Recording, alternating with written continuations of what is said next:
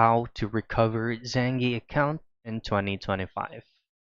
Now, in this method or process right here, we're going to be needing an extra hand from Zangi's customer support because there is no immediate option on the application itself for us just to go ahead and click that and recover our account.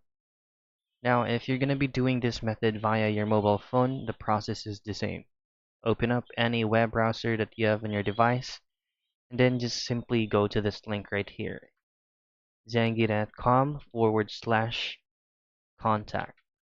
This is where our Zangi customer support will be redirected. And here on Get in Touch with Us box, all you have to do is to put your name, company, if this is optional, and the email address that you've used on your Zangi account, and then just simply type in under the message tab and let them know that you would like to submit a request on recovering your account. Now tick these boxes right here and this small captcha and send it over. Now for update, just simply check your email address associated with your Zangi account time to time for them to get back to you. So that is how you recover your Zangi account in 2025.